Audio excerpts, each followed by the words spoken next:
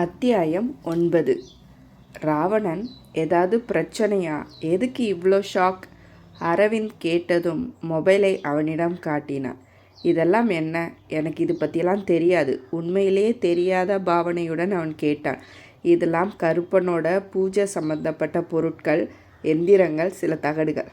நீங்கள் பூசாரின்னு அரசன் சொல்லியிருக்கான். சரி, இதெல்லாம் என்ன விஷயத்துக்காக யூஸ் பண்ணுவாங்க? சில எந்திரங்கள் கடவுளை அமைதிப்படுத்தி ஒரு கட்டுக்குள்ளே வைக்கிறதுக்கு உபயோகப்படும். சிலது கருப்பை இன்னும் ஆக்ரோஷப்படுத்தும். இது இரண்டாவது சேர்ந்தது போல் தெரியுது. ஓ, எந்திரன் படத்தில் சிட்டிக்கு இன்சர்ட் பண்ணுற ரெட் சிப் போல். எக்ஸாக்ட்லி. இது அந்த பூசாரி வீட்டில் இருக்குதுன்னா கண்டிப்பாக பெருசாக ஏதோ திட்டம் போட்டிருக்கணும். கருப்பன் மூலமாகவே அழிவு வரணும்னு ஆசைப்படுறது யாராக இருக்கும்? இங்கே நடக்கிற சாவுக்கும் அந்த ஆசாமி தான் காரணமாக இருப்பான். அவன் யார்? கையை கோர்த்து யோசிக்க தொடங்கினான். ஏன் ராவணன் இப்படி இருக்கக்கூடாது? எப்படி அரவிந்த்? என்னவா இருந்தாலும் நீ சொல்லிடு, அது நமக்கு யூஸ்ஃபுல்லாக இருக்கும். அந்த எம்பி இருக்கான்ல, அவன் கூட ஒருத்தனை நான் அப்பப்போ பார்த்துருக்கேன். அவன் ஆளே வித்தியாசமாக இருப்பான். கருப்பு கலரில் சால்வை ஒன்று போத்திட்டு கருப்பு வேட்டி கட்டியிருப்பான். கழுத்தில் நிறைய பாசியெல்லாம் போட்டிருப்பான். மொத்தத்தில் பொட்டம்மன் படத்தில் காட்டுற மந்திரவாதி மாதிரியே அவனோட கெட்டப் இருக்கும். அவன் பேச்சை தான் இவன் கேட்குற மாதிரி அவனோட வட்டாரம் சொல்லிகிட்டு இருந்தது. அந்த ஆளோட வேலையாக இருக்குமோ?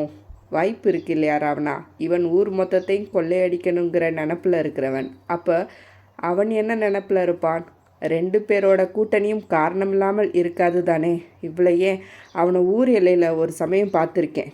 கீழே இருந்து மண்ணை எடுத்து பார்த்துட்டு இருந்தான். நான் கிட்ட போகிறதுக்குள்ளே எப்படி தான் கிளம்புனானோ ஆல் ஆப்ஸ்கான். இப்போது அது பெரிய விஷயமா எனக்கு படுது. அரவிந்த், அவன் இப்போ எங்கே இருப்பான்? Any guess? எம்பி கூட தான் சில நேரம் இருப்பான், மற்றபடி எங்கே இருக்கான்னு தெரியல. சரி விடு, விக்கி கண்டுபிடிச்சி வருவான். அவன் வந்ததும் அடுத்தது பேசிக்கலாம் என்று சொன்னவன் அந்த பொருட்களை மீண்டும் ஒரு முறை பார்வையிடத் தொடங்கினான். பின் என்ன நினைத்தானோ தனது தந்தைக்கு அழைப்பு விடுத்தான். அப்பா, எங்கே இருக்கீங்க? கோவிலில் தாண்டா இருக்கேன். இன்றைக்கி அர்த்த சாம பூஜை பண்ணணும். கருப்பன் நிச்சயம் கைவிட மாட்டான் என மனதுக்குள் நினைத்தவன், அப்பா நீங்கள் இன்றைக்கி ராத்திரி முழுக்க அங்கேயே இருங்க, கோவிலில் நான் சொல்கிற விஷயத்தையும் சேர்த்து பண்ணணும் என்றான். என்ன ராவணா, சொல்லு. இங்கே விக்கியோட ஊரில் என்று சொன்னவன் மலமளவென்று நடந்ததையும் நடக்க போகிறதையும் சொல்லிவிட, ராவணனின் தந்தை இப்படியெல்லாம் பண்ணினால் குலம் மொத்தமும் நாசந்தாண்டா ராவணா. சரி சொல்லு, இப்போ நான் என்ன செய்யணும் என்றான். சொன்னான். அவன் சொன்னதற்கு எல்லாம் அவனின் தந்தை சரி என்று தலையாட்டி ஃபோனை வைத்துவிட்டு கருப்பனை பார்த்தார்.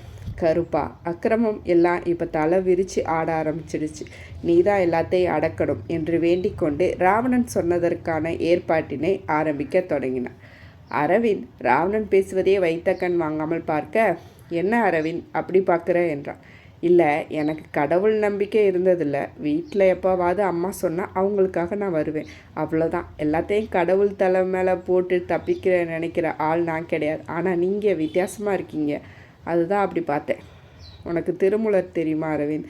அவர் மரத்தை மறைத்தது மாமத யானை, மரத்தில் மறைந்தது மாமத யானை, பரத்தை மறைத்தன பார்முதல் பூதம், பரத்தில் மறைந்தன பார்முதல் மூதமே. இப்படி ஒரு திருமந்திரத்தை நமக்காக எழுதி கொடுத்துருக்கார். இதோட விளக்கம் என்னன்னு தெரியுமா? மரத்தால் செய்யப்பட்ட ஒரு யானை பொம்மை இருக்குது. அதை நாம் மரமாக பார்த்தா மரம், யானையாக பார்த்தா யானை. அது அடிப்படையில் மரம் தானே அப்படிங்கிற உண்மையை உணர்ந்து பார்த்தால் அந்த பொம்மை யானையாக தெரியாது. அது மாதிரி தான் இந்த பூமி முழுக்க கடவுள் நிறைஞ்சிருக்கான். அண்டத்தில் உள்ளதே பிண்டம், பிண்டத்தில் உள்ளதே அண்டம். அதாவது நமக்குள்ளே இருக்கிற தெய்வம் தான் எல்லா இடத்துலையும் பரவி இருக்குதுன்னு தெளிஞ்சிட்டோன்னு வை. நோக்கும் திசையெல்லாம் நாமன்றி வேறில்லை. இந்த கான்செப்ட் புரியும். காக்கையும் குருவியும் நம் ஜாதின்னு பாரதி எதுக்காக பாடினான்னு தெரியும். எல்லா இடத்துலையும் இருக்க அந்த பரம்பொருளை உணர்றதுக்காக முன்னோர்கள் கோவிலுங்கிற அமைப்பை உருவாக்குனாங்க. ஜீவனே சிவன்னு சொன்னாலும் அதை பற்றி கொள்ள உள்ளத்தை தெளிவாக வைக்க ஒரு இடம் வேணும் அப்படின்னு நினச்சதோட பலன் தான் அந்த கோவில். பட் இப்போது நாம் என்ன ரீசனுக்காக கோவிலை உருவாக்கியிருந்தாங்களோ அதை விட்டுட்டு வெறுமனே கடவுள் மட்டும் பார்த்து உப்பு சப்பில்லாத காரணத்துக்கு எல்லாம் சண்டை போட்டுட்டு தெரியும். கடந்து உள்ளே போய் பார்த்தா எல்லாமே தெளிவாகும். இவ்வளோ ஏன் நீ செய்கிறையே, அந்த வேலையே சொல்லுது உனக்கு கடவுள் நம்பிக்கை அதீதம்னு. இல்லைன்னு உன்னால் மறுக்க முடியாது. பிகாஸ் நீ ஒரு கடவுள் அரவிந்த். எல்லாரும் எனக்கு என்னன்னு போகும்போது நீயும் அரசன் நின்று போராடுறீங்க. இயற்கையை, குடியிருக்கிற சொந்த ஊரை காக்கணும்னு நினைக்கிறீங்க. அது போதும். அதுக்கு மேலே செய்கிறதுக்கு இறை தொண்டுன்னு தனியாக வேற எதுவும் இல்லை என்றிட அரவிந்த் ராவணனை ஆழ்ந்து பார்த்தான். ஒவ்வொரு நொடியும் ராவணன் என்பவன் அவனுக்கு புதியவனாய் தென்பட்டு ஆச்சரியத்தில் ஆழ்த்தி கொண்டிருந்தான். விஷம் என்றதும் உள்ளே இருந்த அரசன் வெளியே ஓடி வந்தான். வேலுச்சாமியின் கன்னம் இப்போது வீங்கி இருந்தது. விக்கி அடித்த அடியில் உதட்டின் ஓரம் ரத்தம் வழிந்தது.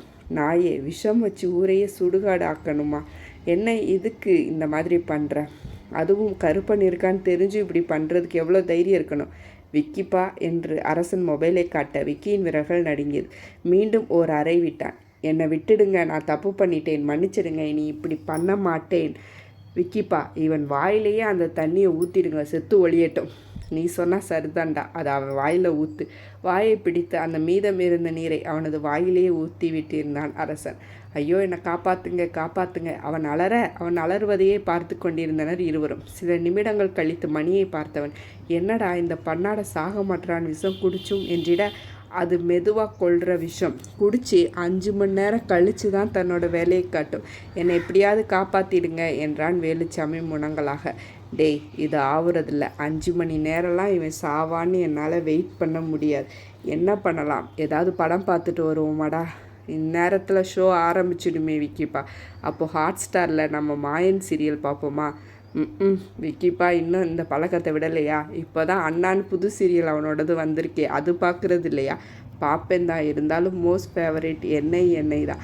மாயன் தேவி காம்பினேஷன் தான், அடிச்சிக்க முடியாது. சரிவா, போட்டு பார்க்கலாம் என்று இருவரும் மொபைலில் கவனமாகிவிட வேலுச்சாமியும் அடி வாங்கி நகர முடியாமல் குடித்த விஷத்தால் மரண பீதியில் அவர்களையே பாவமாக பார்த்தான். என்ன வேலுச்சாமி, உன்னோட கடைசி ஆசை என்னன்னு சொல்ல, அதை நாங்கள் நிறைவேற்றுறோம். நாளை பின்ன ஆவியா வந்து நீ எங்கள் கூட காமெடி பண்ணக்கூடாது, சரியா? என்னை மன்னிச்சிடுங்க. காசுக்கு ஆசைப்பட்டு நான் பெரிய தப்பு பண்ணிட்டேன். இனி இப்படி பண்ண மாட்டேன். என்னை எப்படியாவது காப்பாற்றிடுங்க. காப்பாற்றணுமா? அரசா, என்னடா சொல்கிற? விக்கிப்பா, காப்பாற்றிடுவோம். அரசுன்னு சொல்லிட்டா. சரி, காப்பாற்றுறோம். பட் அதுக்கு நீ ஒரு வேலை. இந்த விஷயத்தை கலக்க சொன்னது ரிஷி பிரம்மதேவ். விக்கி இன்னதென்று கேட்கும் முன்பே விஷயத்தினை கக்க ஆரம்பித்து விட்டான் அந்த பூசாரி. பேரே மாடர்னாக இருக்குது. ஆள் அல்ட்ரா மாடர்னாக இருப்பானோ? இல்லை, அவன் ஒரு மாந்திரிகன். வெயிட், எம்பி கூட திரிவானே, அவனா? அவன் பேர் தான் ரிஷி பிரம்மதேவா? ஆமாம், அவன்தான். விக்கிப்பா, அவனை நான் பார்த்துருக்கேன். பொட்டம்மன் படத்தில் வர்ற மாதிரி இருப்பான். என்னடா சொல்கிற? ஆமாம் விக்கிப்பா, அரவிந்தும் பார்த்துருக்கான்.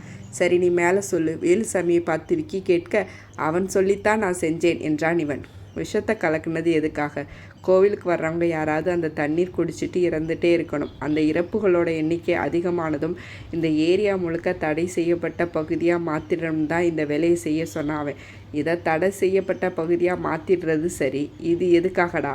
கருப்பனின் எந்திரங்களை காட்டி கேட்க, கருப்பன் அமைதியாக இருக்கிறத விட ஆவேசமாக மாறிட்டா அவனோட திட்டம் சுலபமாக நடந்திடும், அதுக்காகத்தான் என்றான். அரசா, வாடா போகலாம். ஐயோ, என்னை காப்பாற்றுறேன்னு சொன்னீங்களே, காப்பாற்றிட்டு போங்க. கையெடுத்து கும்பிட்டான் அவன். அது வெறும் பச்சை தண்ணி தான், உனக்கெல்லாம் ஒரு கேடும் வராது. அண்டு இன்னொரு விஷயம், நீ எப்பவும் போல கோவிலுக்கு போனோம். அந்த இத்து போனவனுங்க சொல்கிறதெல்லாம் அப்படியே செய்யணும், புரிஞ்சதா? உன் மேலே எந்த சந்தேகம் வந்துடக்கூடாது அவங்களுக்கு. தலை தன்னால் ஆடியது. இதில் ஏதாவது தப்பு நடந்தது, கோவில் முன்னாடியே நீ செத்து கிடப்ப என்று கர்ஜித்து விட்டு அரசனை அழைத்து கொண்டு சென்று விட்டான் விக்கி. சேட்டை தொடரும்.